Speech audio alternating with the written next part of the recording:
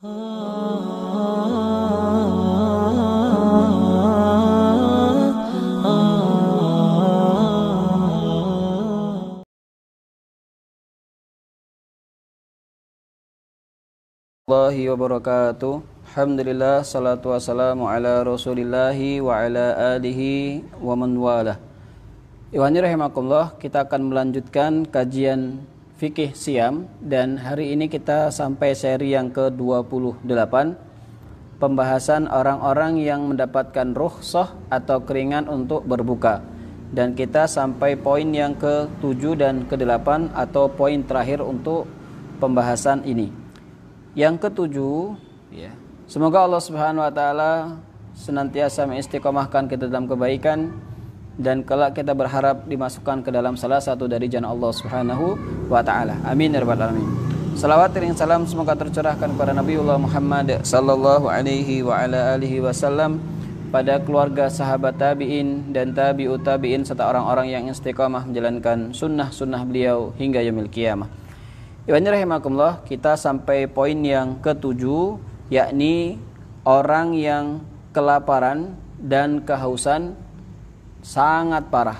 Dalam artian ketika dia melanjutkan puasa di saat itu dikhawatirkan, ya, akan membahayakan diri mereka. Ya.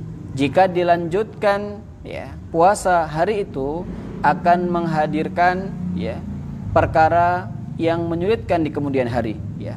Maka dalam kitab Fiqhul Islam wa Adillatuhu, ya, jilid yang kedua halaman 648 disebutkan, orang yang sangat kehausan, orang yang sangat kelaparan pada siang hari di bulan Ramadan, boleh bagi mereka untuk membatalkan puasanya, ya.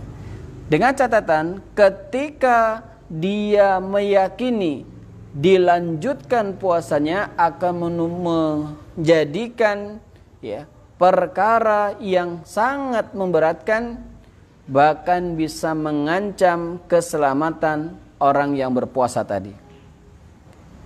Para ulama rahimahumullah, mereka mengatakan boleh hukumnya untuk berbuka, boleh hukumnya untuk, ya, berpuasa. Hanya berbuka itu lebih utama.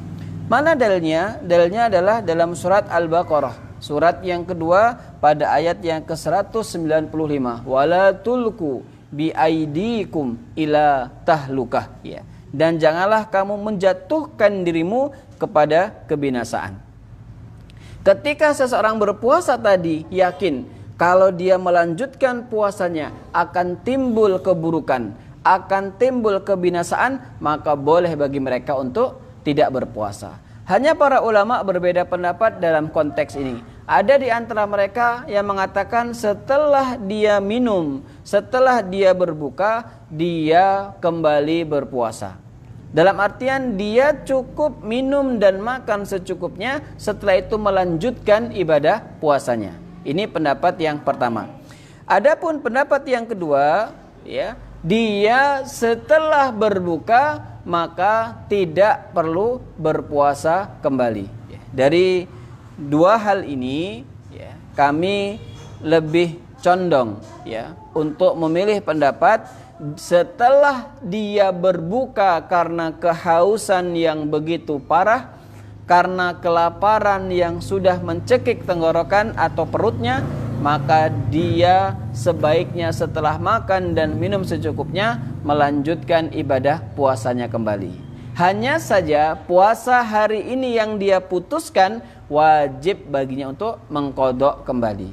Jadi saya memilih pendapat itu. Ketika seseorang sudah berpuasa kemudian merasakan haus dan dahaga yang luar biasa, maka boleh dia memutuskan puasanya kalau diyakini dilanjutkan akan menyebabkan dia pingsan, akan sakit, akan menjadikan dia binasa. Boleh, ya.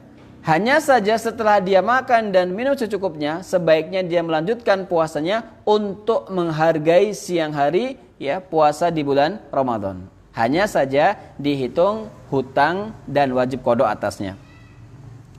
Kemudian yang ke-8, ya, pembahasan orang yang yukroh, ya, orang yang dipaksa untuk berbuka.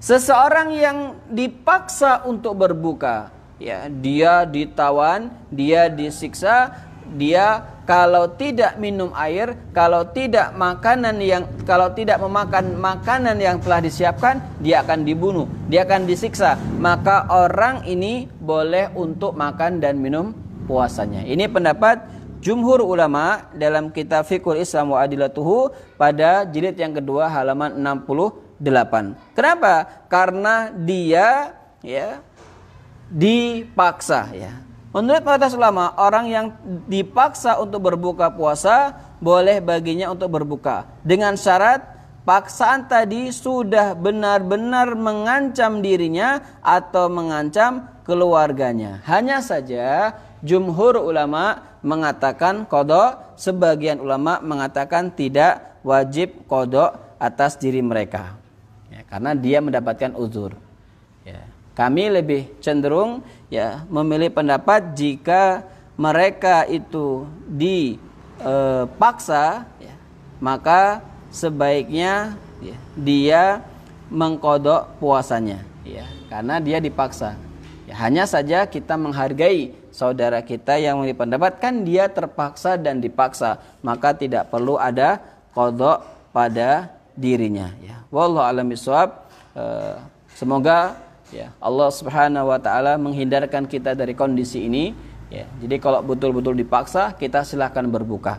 Ya, hanya saja pendapat jumhur ulama wajib atasnya, ya, mengqadha, ya, dan sebagian ulama mengatakan tidak perlu diqadha. Adapun saya lebih cenderung memilih pendapat diqadha, ya. Diqadha karena itu perkara yang batalkan dari puasanya. Demikian, barakallahu fikum, subhanaka Allahumma bihamdika asyhadu alla ilaha illa anta astaghfiruka wa atubu ilaik. Wassalamualaikum warahmatullahi wabarakatuh.